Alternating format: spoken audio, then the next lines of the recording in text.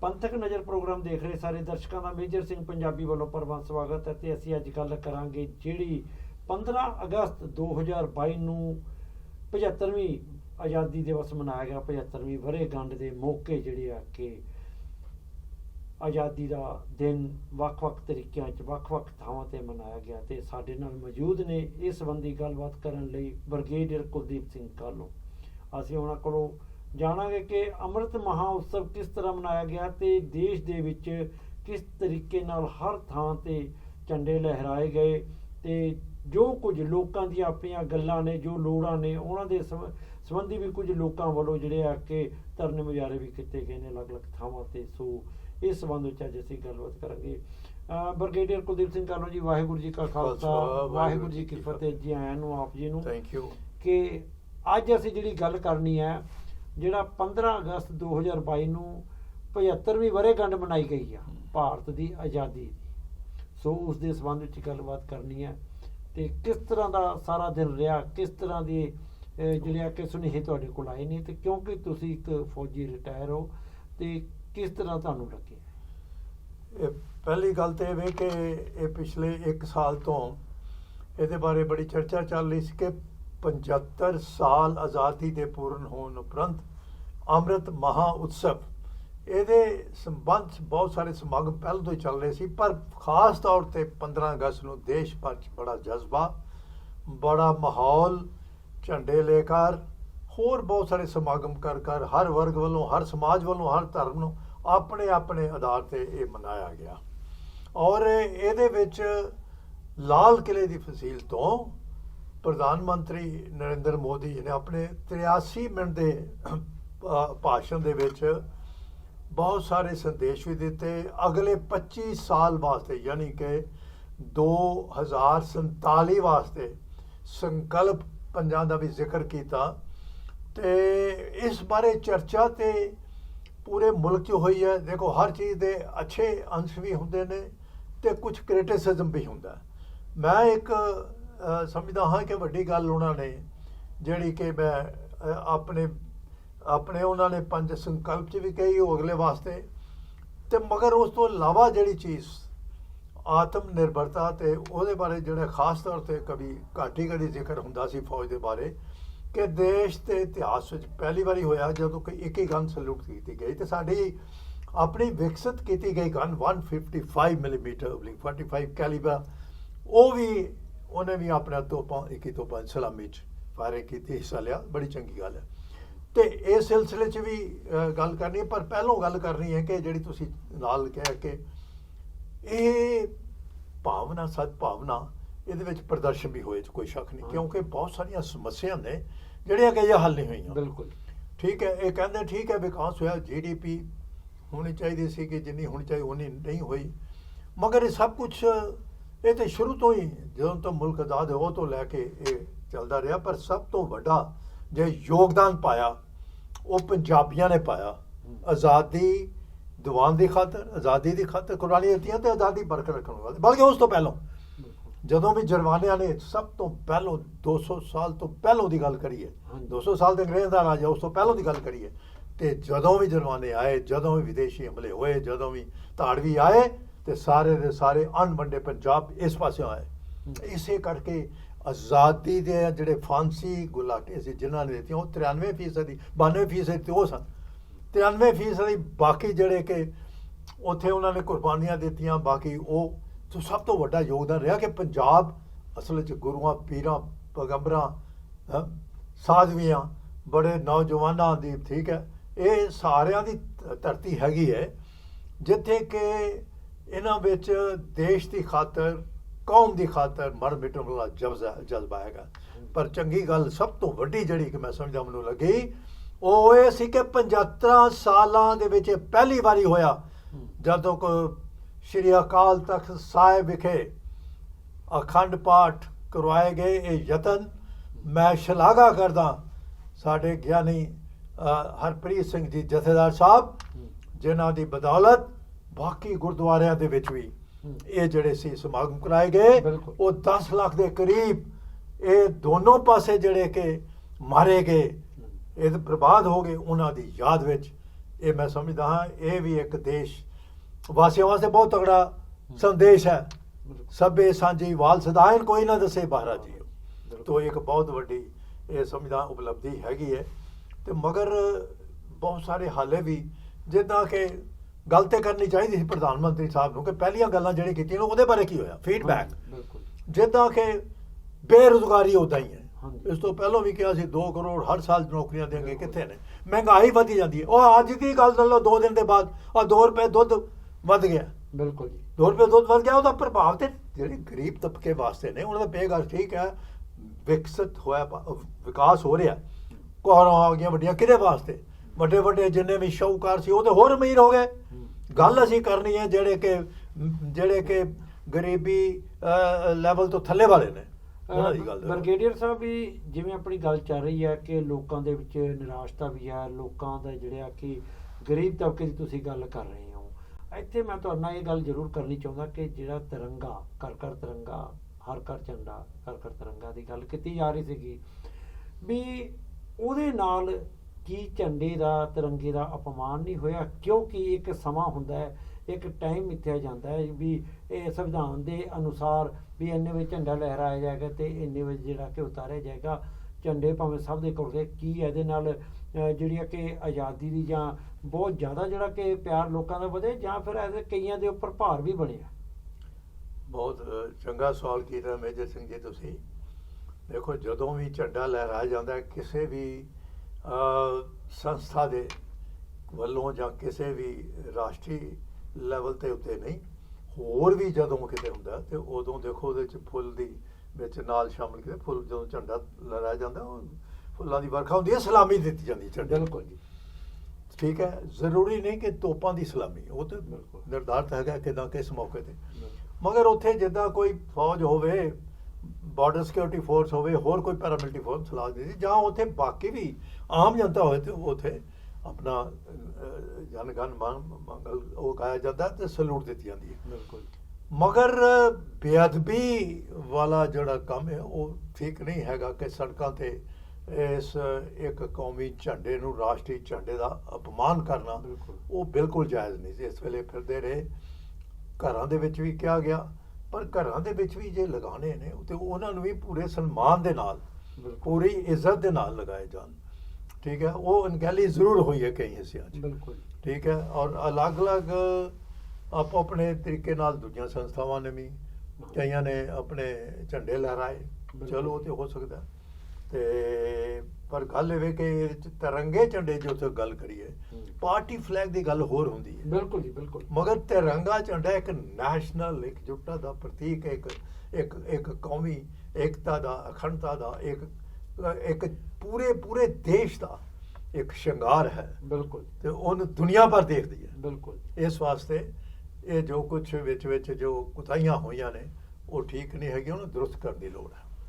Brigadier ਸਾਹਿਬ ਵੀ ਅਸੀਂ ਆਜ਼ਾਦੀ ਦੀ ਗੱਲ ਕਰ ਰਹੇ ਹਾਂ, 75ਵੀਂ ਵਰ੍ਹੇਗੰਢ ਜਿਹੜੀ ਆ ਕਿ ਮਨਾਈ ਗਈ ਹੈ ਤੇ ਤੁਸੀਂ ਵੀ ਆਪਣੀ ਨੌਕਰੀ ਦੇ ਟਾਈਮ ਕਿਹੜੀ ਲੜਾਈ ਲੜੀ ਆ? ਅਸੀਂ ਇਹ ਚਾਹਾਂਗੇ ਕਿ ਤੁਸੀਂ ਵੀ ਥੋੜ੍ਹਾ ਜਿਹਾ ਉਸ ਨੂੰ ਜਿਹੜਾ ਕਿ ਦੱਸੋ ਤਾਂ ਜੋ ਪਤਾ ਲੱਗੇ ਤੇ ਖਾਸ ਕੋਈ ਘਟਨਾ ਜਿਹੜੀ ਤੁਹਾਡੀ ਲੜਾਈ ਦੇ ਦੌਰਾਨ ਹੋਈ ਹੋਵੇ ਉਹਦਾ ਜ਼ਿਕਰ ਜ਼ਰੂਰ ਕਰਨਾ। ਸਭ ਤੋਂ ਪਹਿਲਾਂ ਤਾਂ ਮੇਰੀ ਖਾਸ ਘਟਨਾ ਮੈਂ ਦੱਸਣਾ ਚਾਹੁੰਦਾ ਕਿ ਮੈਂ ਅਨਵੰਡੇ ਪੰਜਾਬ 1 ਮਾਰਚ 1943 ਨੂੰ ਸਿਆਲਕੋਟ ਵਿਖੇ ਜਨਮ ਲਿਆ। ਧਰਮ ਤੇ ਉੱਥੋਂ ਉਜੜੇ ਪੁਜੜੇ ਸੀ ਜਦੋਂ ਮੇਰੀ ਉਮਰ ਤਕਰੀਬਨ 4.5 ਦੀ ਸੀ। ਧਮਤਲ ਮੇਰਾ ਪਿੰਡ ਨਾਰੋਵਾਲ ਤਹਿਸੀਲ 'ਚ। ਤੇ ਮੈਨੂੰ ਯਾਦ ਹੈ ਕਿ ਕਿਸ ਤਰੀਕੇ ਨਾਲ ਅਸੀਂ ਸੰਤਾਪ ਛੋਟਾ ਬੱਚਾ ਹੁੰਦਿਆਂ ਹੋਇਆ ਜਿੰਨੀ ਕੁ ਯਾਦਦਾਸ਼ਤ ਬਾਅਦ ਦੱਸਿਆ ਵੀ ਗਿਆ। ਜਦੋਂ ਜਥਾ ਮੇਰੇ ਪਿਤਾ ਜੀ ਜਿਹੜੇ ਲੀਡ ਕਰ ਰਹੇ ਸਨ ਉਹਨਾਂ ਕੋਲ ਸਾਈਕਲ ਸੀਗਾ ਤੇ ਆਪਣੇ ਕੋਲ ਜਿਹੜੇ ਘੋੜੇ ਸੀ ਮੇਰੇ ਗ੍ਰੈਂਡਫਾਦਰ ਦਾ ਘੋੜੇ ਉਹਨਾਂ ਨੇ ਕਿਸੇ ਨੂੰ ਦਿੱਤਾ ਕਿ ਮੇਰੇ ਪੋਤਰੇ ਨੂੰ ਸੰਭਾਲ ਕੇ ਲੈ ਜਾਣਾ। ਮੈਨੂੰ ਉਹ ਘਟਨਾ ਯਾਦ ਹੈ, ਮੈਂ ਉੱਥੋਂ ਕਰਨਾ ਚਾਹੁੰਦਾ ਕਿਉਂਕਿ ਇਹ ਜੇ ਦੇਸ਼ ਦੀ ਵੰਡ ਹੋਈ ਉਹਦਾ ਪ੍ਰਭਾਵ ਲੱਖਾਂ ਲੋਕਾਂ ਦੇ ਉਹਨਾਂ ਦੇ ਪਰਿਵਾਰਾਂ ਤੇ ਬੱਚੇ ਵਿਛੜ ਗਏ, ਸੁਹਾਗ ਜਾਂਦੇ ਰਹੇ, ਉਹ ਬਹੁਤ ਵੱਡਾ ਪ੍ਰਭਾਵ ਪਿਆ। ਮਗਰ ਮੈਂ ਆਪਣੀ ਗੱਲ ਘਟਨਾ ਉੱਥੋਂ ਸ਼ੁਰੂ ਕਰਨਾ ਚਾਹੁੰਦਾ, ਦੱਸਣਾ ਚਾਹੁੰਦਾ ਕਿ ਮੈਨੂੰ ਇੰਨਾ ਯਾਦ ਹੈ ਇੱਕ ਵਾਰੀ ਮੈਨੂੰ ਘੋੜੀ ਤੋਂ ਜਦੋਂ ਮੈਂ ਡਿੱਗ ਪਿਆ ਭਜਾ ਕੇ ਲਿਜਾ ਰਹੇ ਸੀਗੇ ਕਿਉਂਕਿ ਮੇਰੇ ਪਾਪਾ ਜੀ ਗਿਆਨੀ ਬੀਤਮ ਸਿੰਘ ਸਵਰਗਵਾਸੀ ਉਹ ਜਥੇ ਦੇ ਨਾਲ ਰਹੇ ਸੀ, ਉਹ ਲੀਡ ਕਰ ਰਹੇ ਸੀ ਕਿਉਂਕਿ ਕੋਈ ਹਮਲੇ ਨਾ ਹੋਏ, ਬਚਾਓ ਕਰ ਰਹੇ ਸੀ ਆਪਣੀ ਸੈਲਫ ਪ੍ਰੋਟੈਕਸ਼ਨ। ਤੇ ਡਿੱਗ ਪਿਆ ਤੇ ਮੈਨੂੰ ਯਾਦ ਹੈ ਇੱਕ ਔਰਤ, ਮੇਰਾ ਖਿਆਲ ਉਹ ਜਿਹਦੇ ਤੇ ਬੰਦੇ ਬਿਠਾਇਆ ਸੀ ਮੈਨੂੰ ਘੋੜੀ ਦੇ ਪਿੱਛੇ, ਉਹ ਕਹਿੰਦੀ ਹੈ ਉਹ ਦਰੋਗੇ ਦਾ ਪੁੱਤਰ ਹੋਇਆ ਤੇ ਫੇਰ ਛੱਡ ਇਹਨੂੰ, ਆਪਣੇ ਬੱਚੇ ਨੂੰ ਸਾਂਭ ਨਹੀਂ ਸਕਦਾ ਤੇ ਤੂੰ ਇਹਨੂੰ ਚੁੱਕਣ ਲਾਇਆ ਆ। ਉਹ ਬਾਅਦ ਚ ਮੈਨੂੰ ਉਹਨਾਂ ਨੇ ਮਿਲਾਇਆ ਜੋ ਮੈਂ 5ਵੀਂ 6ਵੀਂ ਜਮਾਤ ਸੀ। ਮੇਰਾ ਕਹਿਣ ਤੋਂ ਮਤਲਬ ਹੈ ਉਹ ਸੰਤਾਪ ਹੋ ਗਿਆ ਤੇ ਉਹ ਪੰਜਾਬੀਆਂ ਨੇ ਅਣਵੰਡ ਦੋਨੋਂ ਪਾਸੇ ਜੋ ਕਤਲੇਆਮ, ਜੋ ਇਨਸਾਨੀਅਤ ਦਾ ਕਾਂਡ ਹੋਇਆ ਉਹਨੂੰ ਭੁਲਾਇਆ ਜਾ ਸਕਦਾ। ਮਗਰ ਇੱਥੇ ਆ ਕੇ ਮੈਂ ਫਿਰ ਦੱਸਣਾ ਚਾਹੁੰਦਾ, ਉੱਥੇ ਆਪਣੀ ਗੱਲ ਨਾਲ ਕਰਦਿਆਂ ਹੋਇਆ ਕਿ 12-14 ਸਾਲ ਲੱਗੇ ਸਾਨੂੰ ਆਪਣੀ ਉੱਥੇ ਜੋ ਜਾਇਦਾਦ ਛੱਡ ਕੇ ਆਏ ਸੀ, ਜੋ ਮਕਾਨ, ਜੋ ਕੁਛ ਹੋ, ਜ਼ਮੀਨ ਨਹੀਂ ਮਿਲੀ। 12 ਸਾਲਾਂ ਬਾਅਦ ਜਾ ਕੇ 13 ਸਾਲ ਲੱਗੇ ਸੁਪਰੀਮ ਕੋਰਟ ਚੋਂ ਫੈਸਲੇ ਦੇ ਬਾਅਦ, ਕਿਉਂਕਿ ਹੋਰ ਨਜਾਇਜ਼ ਕਬਜ਼ੇ ਸਨ, ਉਹ ਹੋਇਆ। ਮਗਰ ਫੌਜ ਦੀ ਗੱਲ ਕੀਤੀ ਹੈ, ਪਰ ਮੈਨੂੰ ਬੜੀ ਖੁਸ਼ੀ ਹੈ ਮੇਰੇ ਬਜ਼ੁਰਗਾਂ ਦੇ ਜਿਹੜੇ ਉਹਨਾਂ ਨੇ ਪਾਠ ਪੂਜਾ ਕੀਤੇ, ਉਹਦਾ ਫਲ ਮੈਨੂੰ ਮਿਲਿਆ। ਮੇਰੇ ਪਿਤਾ ਜੀ ਦੇ ਜਿਹੜੇ ਮੇਰੇ ਵਾਸਤੇ, ਤੇ ਮੈਂ 20.5 ਸਾਲ ਦੀ ਉਮਰ 'ਚ ਮੈਨੂੰ ਸ਼ੌਕ ਸੀਗਾ ਫੌਜ 'ਚ ਜਾਣ ਦਾ। ਮੇਰੇ 2 ਚਾਚਾ ਜੀ ਵਰਲਡ ਵਾਰ 2 ਸੀਗੇ ਤੇ ਉਹ ਵਰਲਡ ਵਾਰ 2 'ਚ ਉਹਨਾਂ ਦੇ ਉਮਰ ਦੱਸਦੇ ਰਹਿੰਦੇ ਸੀ ਤੇ ਮੈਂ ਉਹ ਫੌਜ ਭਰਤੀ ਹੋ ਕੇ ਕਮਿਸ਼ਨ ਹਾਸਲ ਕੀਤਾ। ਤੇ ਇਸ ਵੇਲੇ ਮੈਂ ਇਹ ਵੀ ਦੱਸਣਾ ਚਾਹੁੰਦਾ ਕਿ ਫੌਜ ਉਸ ਵੇਲੇ, ਕਿਉਂਕਿ ਹੁਣ ਜਦੋਂ ਇਤਿਹਾਸ ਪੜ੍ਹਿਆ ਜਾਵੇ, ਉਦੋਂ ਟੋਟਲ ਫੌਜ ਸਾਡੇ ਕੋਲ 4 ਲੱਖ ਸੀਗੀ, ਜਿਸ 'ਚ 2,80,000 ਸਾਡੇ ਪਾਸੇ ਤੇ ਬਾਕੀ ਪਾਕਿਸਤਾਨ ਮਿਲੀ। ਉਹਦਾ ਵਿਕਾਸ ਜ਼ਰੂਰ ਹੋਇਆ, ਪਰ ਸਭ ਤੋਂ ਵੱਡੀ ਗਲਤੀ ਮੈਂ ਸਮਝਦਾ ਜਿਹੜੀ ਕਿ ਇੱਥੇ ਘਾਟ ਰਹੀ ਕਿ ਜਦੋਂ ਸੈਨਾ ਮੁਖੀ ਜਿਹੜੇ ਸੀਗੇ ਬ੍ਰਿਟਿਸ਼ ਦੇ, ਠੀਕ ਹੈ, ਉਹਨਾਂ ਨੇ ਪ੍ਰਧਾਨ ਮੰਤਰੀ ਨੂੰ ਕਿਹਾ ਕਿ ਤੁਹਾਡਾ ਕੀ ਵਿਚਾਰ ਹੈ ਇੱਥੇ ਜੋ ਕੋਈ ਦੇਸ਼ ਦੇ ਬਾਰੇ, ਬਾਕੀ ਪੜੋਸੀ ਮੁਲਕਾਂ ਨੂੰ ਕਿਹਾ ਕੋਈ ਖਤਰਾ ਨਹੀਂ। ਫਿਰ ਜਦੋਂ ਸਨ 49 ਜਦੋਂ ਸਾਡੇ ਪਹਿਲੇ ਭਾਰਤ ਦੇ ਮੂਲ ਦੇ ਸੈਨਾ ਮੁਖੀ ਮਿਲੇ ਜਨ ਕਰਿਆ ਆਪਾਂ, ਉਹਨਾਂ ਨੇ ਪੰਡਿਤ ਜਵਾਹਰ ਲਾਲ ਨੇ ਪੁੱਛਿਆ ਕਿ ਮੈਨੂੰ ਇਦਾਂ ਲੱਗਦਾ ਗੱਲ ਕਰਦੇ ਆ ਕਿ ਇੱਥੇ ਚੀਨ ਵਾਲੇ ਪਾਸੇ ਤੋਂ ਵੀ ਕੁਛ ਇਸ ਪਾਸਿਓਂ ਧਿਆਨ ਰੱਖਣ ਦੀ ਲੋੜ ਹੈ। ਤੇ ਪੰਡਿਤ ਜਵਾਹਰ ਲਾਲ ਨਹਿਰੂ ਜੀ ਨੇ ਟੇਬਲ ਤੇ ਹੱਥ ਮਾਰ ਕੇ ਕਿਹਾ ਸੀ, ਕਹਿਣ ਲੱਗੇ ਕਿ ਸੈਨਾ ਮੁਖੀ ਦਾ ਕੰਮ ਨਹੀਂ ਹੈਗਾ ਕਿ ਇੱਕ ਪ੍ਰਧਾਨ ਮੰਤਰੀ ਨੂੰ ਦੱਸੇ ਕਿਸ ਪਾਸੋਂ ਕਿੰਨਾ ਖਤਰਾ ਤੇ ਕੌਣ ਹਮਲਾ ਕਰ ਸਕਦਾ। ਇਹ ਤੇ ਸਾਡੀ ਸੋਚ ਸੀ ਕਿ ਮਾੜੀ ਸੋਚ, ਜਿਹਦੇ ਕਰਕੇ ਸਾਨੂੰ ਸਨ 62 'ਚ ਸੰਤਾਪ ਭੋਗਣਾ ਪਿਆ।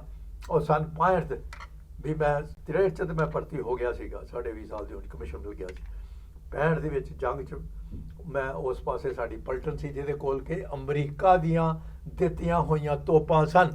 ਅਮਰੀਕਾ ਨੇ ਉਸ ਵੇਲੇ ਤੇ 480 PL 480 ਦੇ ਅੰਤਰਗਤ ਮੇਜਰ ਸਿੰਘ ਜੀ ਸਾਨੂੰ ਬਹੁਤ ਕੋਈ ਦਿੱਤਾ, ਸੜੀ ਗਲੀ ਕਣਕ ਵੀ ਭੇਜੀ ਕਿਉਂਕਿ ਸਾਡੇ ਕੋਲ ਘਾਟ ਸੀਗੀ। ਇਹ ਤਾਂ ਬਾਅਦ 'ਚ ਖੁਸ਼ਹਾਲੀ ਆਈ ਤੇ ਗ੍ਰੀਨ ਰੈਵੋਲੂਸ਼ਨ ਪੰਜਾਬੀਆਂ ਨੇ ਲਿਆਂਦਾ। ਤੇ ਉਸ ਵੇਲੇ ਸਾਡੇ ਕੋਲ ਜਿਹੜੀ ਤੋਪ ਸੀਗੀ, ਅਸੀਂ ਇੱਥੇ ਆਉਣਾ ਸੀ ਬਾਘਾ ਬਾਰਡਰ ਦੇ ਇਸ ਪਾਸੇ ਮੇਰੀ ਯੂਨਿਟ ਨੇ 98 ਮਾਡਲ ਰੈਜੀਮੈਂਟ ਨਾਲ ਲੱਗਦਾ, ਉਸ ਵੇਲੇ ਅਸੀਂ ਨੇਫਾ ਸੀਗਾ। ਤੇ ਇਸ ਵਾਸਤੇ ਸਾਨੂੰ ਰੋਕਤਾ ਗਿਆ ਕਿ ਅਮਰੀਕਾ ਦੀ ਦੋਗਲੀ ਨੀਤੀ ਦੀ ਗੱਲ ਕਰਨਾ ਚਾਹੁੰਦਾ, ਥੱਲੇ ਲੈਵਲ ਤੋਂ ਮੈਨੂੰ ਯਾਦ ਹੈ ਕਿ ਇਹ ਤੋਪ ਪਾਕਿਸਤਾਨ ਦੇ ਖਿਲਾਫ ਨਹੀਂ ਇਸਤੇਮਾਲ ਹੋ ਸਕਦੀ ਕਿਉਂਕਿ ਅਮਰੀਕਾ ਨੇ ਦਿੱਤੀ ਸੀ। ਤੇ ਕੀ ਅਸੀਂ ਅਮਰੀਕਾ ਤੇ ਵਿਸ਼ਵਾਸ ਕਰ ਸਕਦੇ ਹਾਂ? ਸੈਲਫ ਰਿਲਾਇੰਸ ਬਹੁਤ ਜ਼ਰੂਰੀ। ਤੇ ਮੇਰਾ ਕਹਿਣ ਤੋਂ ਮਤਲਬ ਫਿਰ ਵੀ 71 ਦੀ ਜੰਗ ਲੜੀ, ਮੈਨੂੰ ਮੌਕਾ ਮਿਲਿਆ ਉਸ ਯੂਨਿਟ ਦੇ ਵਿੱਚ ਉਰੀ ਸੈਕਟਰ 'ਚ ਸਵਾਰ ਦੀ ਹਾਡੀ ਪੀਰ। ਫਿਰ ਮੈਂ ਕਮਾਂਡ ਵੀ ਪਲਟਨ ਦੀ ਕੀਤੀ ਪੁੰਛ ਸੈਕਟਰ 'ਚ 83 ਆਉਣ 5.5 ਸਾਲ।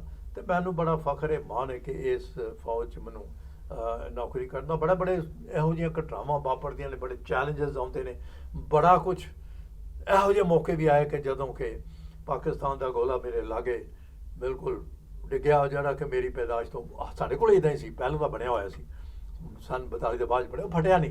ਜੇ ਫਟਿਆ ਹੁੰਦਾ ਤੇ ਅੱਜ ਤੁਹਾਡੇ ਮੇਜਰ ਸਿੰਘ ਚੈਨਲ ਤੁਹਾਡੇ ਦਰਸ਼ਨ ਕਿੱਦਾਂ ਕਰਦੇ। ਤਾਂ ਹੁਣ ਫੌਜ ਦੇ ਵਿੱਚ ਹੋਰ ਵੀ ਬੜੀਆਂ ਇਸ ਵੇਲੇ ਹੁਣ ਗੱਲ ਤੇ ਕੀਤੀ ਹੈ ਇਸ ਟਾਈਮ ਪ੍ਰਧਾਨ ਮੰਤਰੀ ਜੀ ਕੇ ਫੌਜ ਦੇ ਬਾਰੇ ਇਹੋ ਹੀ ਗੱਲ, ਮਗਰ ਗੱਲ ਇਹ ਵੀ ਕਿ ਹਾਲੇ ਬਹੁਤ ਵੱਡੀਆਂ ਚੁਣੌਤੀਆਂ ਨੇ, ਬਹੁਤ ਵੱਡੇ ਚੈਲੰਜਸ ਨੇ। ਬ੍ਰਿਗੇਡੀਅਰ ਸਾਹਿਬ ਵੀ ਹਮੇਸ਼ਾ ਗੱਲ ਕੀਤੀ ਜਾਂਦੀ ਹੈ ਕਿ ਜਿਹੜੇ ਆਪਣੇ ਫੌਜੀ ਨੇ, ਫੌਜੀ ਵੀਰ ਨੇ, ਉਹ ਠੰਡ ਹੋਵੇ, ਗਰਮੀ ਹੋਵੇ, ਮੀਂਹ ਹੋਵੇ, ਬਰਫ਼ ਪੈਂਦੀ ਹੋਵੇ, ਉਹਦੇ ਵਿੱਚੋਂ ਜਿਹੜੇ ਨੇ ਕਿ ਡਟ ਕੇ ਜਿਹੜਾ ਕਿ ਆਪਣੀਆਂ ਸੀਮਾਵਾਂ ਦੇ ਉੱਪਰ ਜਿਹੜੀਆਂ ਸਰਹੱਦਾਂ ਨੇ ਉਹਨਾਂ 'ਤੇ ਡਟ ਕੇ ਪਹਿਰਾ ਦਿੰਦੇ ਨੇ।